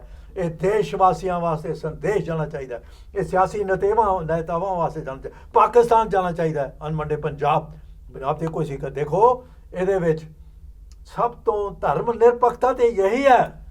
ਇੱਥੇ ਤੇ ਡਿਵੀਜ਼ਨ ਦੀ ਗੱਲ ਹੋ ਰਹੀ ਹੈ, ਇੱਥੇ ਤੇ ਫੌਜ ਦਾ ਸਿਆਸੀ ਕਰਮ ਹੋ ਰਿਹਾ। ਤੇ ਮੈਂ ਸਮਝਦਾ ਇੱਕ ਜੁੱਟਾਂ ਦਾ ਪ੍ਰਗਟਾਵਾ, ਇੱਕ ਇੱਥੇ ਹਿੰਦੂ, ਮੁਸਲਮਾਨ, ਸਿੱਖ, ਈਸਾਈ ਫਰਦੇ 1 ਲੱਖ 1.71 ਸਿੱਖਾਂ ਦੀ ਜਿਹੜੀ ਸੰਖਿਆ ਹੈਗੀ, ਪਰ ਸਿੱਖਾਂ ਦੇ ਕੇਸਰੀ ਨਿਸ਼ਾਨ ਦੂਸਰੇ ਦੇਸ਼ਾਂ 'ਚ ਝੂਲਦੇ ਪਏ ਨੇ। ਗੁਰੂ ਮਹਾਰਾਜ ਬਖਸ਼ਿਸ਼ ਹੈ, ਮਾਨਸ ਕੀ ਜਾਤ ਸਭ ਇੱਕ ਪਹਿਚਾਨ ਬੋ, ਇਹ ਸੰਦੇਸ਼ ਜਾ ਰਿਹਾ, ਬਹੁਤ ਵਧੀਆ ਸੰਦੇਸ਼। ਬ੍ਰਿਗੇਡੀਅਰ ਸਾਹਿਬ, ਇਹ ਆਖਰੀ ਸਵਾਲ ਹੈ, ਤੇ ਤੁਸੀਂ ਜਿਹੜੀਆਂ ਕਿ ਜੰਗਾਂ ਲੜੀਆਂ ਨੇ, ਜੰਗਾਂ ਤੇ ਵੀ ਜਾਂਦੇ ਰਹੇ ਹੋ, ਪਰ ਅਸਲ ਵਿੱਚ ਜਿਹੜੀ 1947 ਵਿੱਚ ਵੰਡ ਹੋਈ ਹੈ, ਕਿ ਉਹ ਭਾਰਤ ਪਾਕਿਸਤਾਨ ਦੀ ਹੋਈ ਹੈ ਜਾਂ ਉਹ ਇੱਕ ਪੰਜਾਬ ਦੀ ਹੋਈ ਹੈ? ਮੁੱਢਲੇ ਤੌਰ ਤੇ ਇਹ ਤੇ ਜਿਹੜੀ ਹੈ ਵੰਡ, ਇਹ ਪੰਜਾਬ ਦੀ ਵੰਡ ਸੀ ਜਾਂ ਬੰਗਾਲ ਦੀ ਵੀ ਗੱਲ ਥੋੜੀ, ਬੰਗਾਲ ਦੀ ਵੀ ਹੈ, ਪਰ ਮੁੱਢਲੇ ਤੌਰ ਤੇ ਕਿਉਂਕਿ ਜੇ ਪਾਕਿਸਤਾਨ 'ਚ ਵੀ ਰਾਜ ਭਾਗ ਚੱਲ ਰਿਹਾ ਤੇ ਇਹ ਪਾਕਿਸਤਾਨ ਦੇ ਸੇ ਜਿਹੜਾ ਪਾਕਿਸਤਾਨ ਦੇ ਪੰਜਾਬ ਆਇਆ ਉਹਦੇ ਸਿਰ ਤੇ ਆ ਸਾਰਾ, ਜਿੰਨਾ ਵੀ ਪ੍ਰਾਈਮ ਮਿਨਿਸਟਰ ਬੰਦੇ ਦੂਜੇ, ਉਹ ਠੀਕ ਹੈ, ਇੱਕ ਵਾਰੀ ਇਮਰਾਨ ਖਾਨ ਬਣ ਗਿਆ ਤੇ ਇਹ ਵੰਡ ਜਿਹੜੀ ਹੈ ਸਾਡੇ ਇਤਿਹਾਸਕ ਗੁਰਦੁਆਰਾ ਸਾਹਿਬ ਉਧਰ ਜਾਂਦੇ ਰਹੇ। ਬਿਲਕੁਲ ਮੈਨੂੰ ਬੜਾ ਦਰਦ ਸੀਗਾ, ਮੇਰੇ 2 ਵਾਰੀ ਮੇਰੇ ਕੋਲ ਪਰਮਿਸ਼ਨ ਮਿਲੀ ਸੈਂਟਰ ਗਵਰਨਮੈਂਟ ਦੀ, ਮੈਂ ਜਾਣਾ ਚਾਹੁੰਦਾ ਸੀ ਕਰਤਾਰਪੁਰ ਸਾਹਿਬ ਦਰਸ਼ਨ ਕਰਨ ਦੇ, ਔਰ ਅਖੀਰ ਤੇ ਮੈਨੂੰ ਮੌਕਾ ਮਿਲ ਗਿਆ ਤੇ ਮੈਂ ਇਸੇ ਸਾਲ, ਕਿਉਂਕਿ ਮੈਂ ਆਪਣੀ ਜਨਮ ਭੂਮੀ ਉੱਥੇ ਗੁਰੂ ਸਾਹਿਬ ਦੇ ਜਿਨ੍ਹਾਂ ਦੀ ਜੋਤ 10 ਗੁਰੂਆਂ ਤੱਕ ਚਲੀ, ਜਿਨ੍ਹਾਂ ਨੇ ਇਹ ਖਾਲਸਾ ਪੰਥ ਫਿਰ ਗੁਰੂ ਗੋਬਿੰਦ ਸਿੰਘ ਸਾਹਿਬ ਨੇ ਸਾਜਿਆ, ਮੈਂ ਉੱਥੇ ਦਰਸ਼ਨ ਕਰਨ ਅੱਜ ਉੱਥੇ ਜਾ ਨਹੀਂ ਸਕਦੇ ਨਨਕਾਣਾ ਸਾਹਿਬ ਜਾਣ ਵਾਸਤੇ। ਇਹ ਇਸ ਵਾਸਤੇ ਮੈਂ ਸਮਝਦਾ ਜਿਹੜੇ ਕਿ ਅੜਿੱਕੇ ਨੇ ਦੂਰ ਕੀਤੇ ਜਾਣ ਹਾਲੇ ਵੀ, ਇਹ ਨਾ ਹੁੰਦੇ ਫਿਰ ਹੁਣ ਤਾਂ ਗੱਲ ਕਰਦੇ ਨਾ ਕਿ ਅਸੀਂ ਡੇਰਾ ਬਾਬਾ ਨਾਨਕ ਤੋਂ ਉੱਥੋਂ ਦੇਖੋ ਚਸ਼ਮੇ ਦੇ ਉਹ ਲਾ ਕੇ ਦੂਰਬੀਨਾਂ ਕਰਦੇ ਸਨ, ਠੀਕ ਹੈ, ਹੁਣ ਉਹਨਾਂ ਨੇ ਖੋਲ੍ਹਤਾ। ਪਾਕਿਸਤਾਨ ਦਾ ਬੜਾ ਵੱਡਾ ਯੋਗਦਾਨ ਇਸ ਚੀਜ਼ 'ਚ, ਚਲੋ ਉਹ ਭਾਵੇਂ ਕਈ ਅੜਚਣਾਂ ਆਈਆਂ, ਪਰ ਮੈਂ ਕਹਿੰਦਾ ਕਿ ਉਸ ਵੇਲੇ ਜੇਕਰ ਇਹ ਨਾ ਹੁੰਦੀ ਵੰਡ ਤੇ ਅੱਜ ਗੁਰੂਆਂ ਪੀਰਾਂ ਦੀ ਧਰਤੀ ਸਾਰੇ ਕਈ ਗੁਰਧਾਮ ਸਾਡੇ ਉੱਥੇ ਨੇ, ਤੇ ਇਹ ਗੱਲ ਕੱਲ ਹੀ ਨਹੀਂ ਹੈਗੀ ਕਿ ਸਿੱਖ ਉੱਥੇ ਸਿੰਧੀ ਵੀ ਜਿਹੜੇ ਨੇ ਉਹ ਵੀ ਪੂਰਾ ਉਹਨਾਂ ਦਾ ਵਿਸ਼ਵਾਸ ਹੈ, ਗੁਰੂ ਗ੍ਰੰਥ ਸਾਹਿਬ ਉਹਨਾਂ ਨੇ ਘਰ ਰੱਖੇ ਨੇ, ਪਾਠ ਕਰਦੇ ਨੇ, ਕਈ ਮੁਸਲਮਾਨ ਫਕੀਰ ਵੀ ਕਰਦੇ ਨੇ, ਤੇ ਸਾਨੂੰ ਪਤਾ ਵੀ ਹੈਗਾ ਕਿ ਭਾਈ ਇਸ ਵਾਸਤੇ ਮੈਂ ਸਮਝਦਾ ਕਿ ਇਹ ਸਿਆਸਤ ਤੋਂ ਸਿਆਸੀਕਰਨ, ਇਹਦਾ ਸਿਆਸਤ ਹੋਈ ਇਹਦੇ 'ਚ, ਠੀਕ ਹੈ, ਤੇ ਇਹ ਉਹਦਾ ਵੀ ਬੰਗਾਲ ਦਾ ਵੀ ਜਿਹੜੇ ਟੁਕੜੇ ਹੋਈ ਉਸ ਤੋਂ ਬਾਅਦ ਹੋਰ ਟੁਕੜੇ ਹੋ ਗਏ। ਹੁਣ ਵੀ ਕਿਹੜਾ ਪਾਕਿਸਤਾਨ ਆਪਣੇ ਕਾਇਮ ਹੈਗਾ ਪੂਰੇ, ਦੇਖੋ ਬਲੋਚਿਸਤਾਨ 'ਚ ਕੀ ਹੋ ਰਿਹਾ, ਦੇਖੋ ਨਾਰਥ ਵੈਸਟ ਈਸਟਰਨ ਪ੍ਰੋਵਿੰਸ 'ਚ ਕੀ ਹੋ ਰਿਹਾ, ਸਿੰਧ 'ਚ ਕੀ ਹੋ ਰਿਹਾ, ਤੇ ਸਿਰਫ ਪੰਜਾਬ ਹੈ, ਤੇ ਇਸ ਵਾਸਤੇ ਉਹ ਵੀ ਚਾਹੁੰਦੇ ਨੇ ਸਾਡੀ ਸੱਭਿਅਤਾ, ਸਾਡੀ ਭਾਸ਼ਾ ਇੱਕੋ ਦੂਜੀ ਮਿਲੇ। ਬਿਲਕੁਲ ਜੀ ਬਿਲਕੁਲ, ਇਹ ਮੈਂ ਸਮਝਦਾ ਹਾਂ ਕਿ ਇਹ ਬਹੁਤ ਵੱਡੀ ਕੁਤਾਹੀ ਹੋਈ ਹੈ, ਗਲਤੀ ਹੋਈ ਹੈ, ਤੇ ਉਸ ਵੇਲੇ ਸਾਡੇ ਨੇਤਾਵਾਂ ਨੂੰ ਚਾਹੀਦਾ ਸੀ ਇਸ ਪਿੱਛੇ, ਠੀਕ ਹੈ, ਜਨਾ ਚਾਹੁੰਦਾ ਸੀ ਉਹ ਤਾਂ ਵੱਖਰੀ ਗੱਲ ਹੈ, ਪਰ ਆਪਣੇ ਪ੍ਰਵੇਲ ਪਾਉਣ ਕਰਦੇ ਸਾਡੇ ਲੀਡਰਾਂ ਨੇ ਕੋਸ਼ਿਸ਼ ਕੀਤੀ, ਪਰ ਕਿਸੇ ਦੀ ਸੁਣੀ ਨਹੀਂ। ਮਾਸਟਰ ਤਾਰਾ ਸਿੰਘ ਗਏ, ਹੋਰ ਗਏ, ਪਰ ਕਿਸੇ ਦੀ ਸੁਣੀ ਨਹੀਂ ਗਈ, ਤੇ ਨਾ ਇੰਨਾ ਜ਼ੋਰ ਵੀ ਲਾਇਆ। ਬਿਲਕੁਲ ਬ੍ਰਿਗੇਡੀਅਰ ਸਾਹਿਬ, ਤੁਸੀਂ ਜਿਹੜੀਆਂ ਗੱਲਾਂ ਕੀਤੀਆਂ ਨੇ ਬਹੁਤ ਦਰਦ ਭਰੀਆਂ ਨੇ, ਕਿ ਤੁਹਾਡਾ ਜਿਹੜਾ ਕਿ ਤੁਸੀਂ ਭਾਵੇਂ ਫੌਜ ਵਿੱਚ ਰਹੇ ਹੋ, ਪਰ ਤੁਹਾਡਾ ਜਿਹੜਾ ਅੰਦਰ ਪੰਜਾਬੀ ਹੋਣ ਦਾ ਜਿਹੜਾ ਤੁਹਾਡੀ ਉਜਾੜੇ ਦਾ ਜਿਹੜਾ ਹੋਇਆ ਉਹਦਾ ਦਰਦ ਅੱਜ ਵੀ ਤੁਹਾਡੇ ਅੰਦਰ ਭਰਿਆ ਹੋਇਆ, ਉਹ ਪੂਰਾ ਤੁਹਾਡੀ ਗੱਲਬਾਤ ਤੋਂ ਜਿਹੜਾ ਕਿ ਸਾਹਮਣੇ ਨਜ਼ਰ ਆ ਰਿਹਾ, ਪਤਾ ਲੱਗ ਰਿਹਾ। ਸੋ ਅੱਜ ਦੇ ਪ੍ਰੋਗਰਾਮ ਵਿੱਚ ਪੰਥਕ ਨਜ਼ਰ ਪ੍ਰੋਗਰਾਮ ਜਿਹੜਾ ਚੱਲ ਰਿਹਾ ਲਗਾਤਾਰ ਚੱਲਦਾ ਆ ਰਿਹਾ, ਉਹਦੇ ਵਿੱਚ ਬ੍ਰਿਗੇਡੀਅਰ ਸਾਹਿਬ ਨੇ 75ਵੀਂ ਵਰ੍ਹੇਗੰਢ ਮਨਾਈ ਜਾਣ ਦੀ ਗੱਲ ਤਾਂ ਕੀਤੀ ਹੈ, ਜਸ਼ਨ ਮਨਾਏ ਨੇ, ਉਹਦੇ ਬਾਰੇ ਵੀ ਉਹਨਾਂ ਗੱਲ ਕੀਤੀ ਹੈ। ਅੰਮ੍ਰਿਤ ਮਹਾਉਤਸਵ ਦੇ ਦੌਰਾਨ ਪ੍ਰਧਾਨ ਮੰਤਰੀ ਵੱਲੋਂ ਗੱਲਬਾਤ ਵੀ ਕੀਤੀ ਗਈ, ਉਹਦੀ ਵੀ ਗੱਲ ਕੀਤੀ ਹੈ, ਤੇ ਨਾਲ ਹੀ ਉਹਨਾਂ ਨੇ ਸ਼੍ਰੀ ਅਕਾਲ ਤਖਤ ਸਾਹਿਬ ਤੇ ਹੋਈ ਪਹਿਲੀ ਵਾਰੀ ਅਰਦਾਸ ਦੀ ਨੂੰ ਬਹੁਤ ਹੀ ਜਿਹੜਾ ਕਿ ਸ਼ਲਾਘਾਯੋਗ ਕਦਮ ਦੱਸਿਆ, ਤੇ ਉਹਨਾਂ ਨੇ ਉਹਦੀ ਬਹੁਤ ਹੀ ਸ਼ਲਾਘਾ ਕਰਦਿਆਂ ਹੋਇਆਂ ਸਾਰੀ ਗੱਲ ਕੀਤੀ ਹੈ, ਤੇ ਉਹਨਾਂ ਨੇ ਆਖਰ ਇਹੀ ਗੱਲ ਕਹੀ ਹੈ ਕਿ ਪੰਜਾਬ 1947 ਦੇ ਵਿੱਚ ਵੰਡੇ ਜਾਣ ਦੇ ਨਾਲ ਬਾਬਾ ਨਾਨਕ ਔਰ ਗੁਰਦੁਆਰੇ ਸਾਹਿਬਾਨ ਸਾਡੇ ਵੰਡੇ ਗਏ ਨੇ, ਸੋ ਇੱਕ ਬਹੁਤ ਵੱਡਾ ਦਰਦ ਹੈ, ਇਹ ਜ਼ਖਮ ਹਮੇਸ਼ਾ ਹੀ ਅੱਲੇ ਰਹਿਣਗੇ। ਸੋ ਜੁੜੇ ਰਹੋ ਪੰਥਕ ਨਜ਼ਰ ਪ੍ਰੋਗਰਾਮ ਦੇ ਨਾਲ, ਦਿਓ ਇਜਾਜ਼ਤ, ਕਰਦਾ ਫਤਿਹ। ਅੱਜ ਵਾਹਿਗੁਰੂ ਜੀ ਕਾ ਖਾਲਸਾ, ਵਾਹਿਗੁਰੂ ਜੀ ਕੀ ਫਤਿਹ।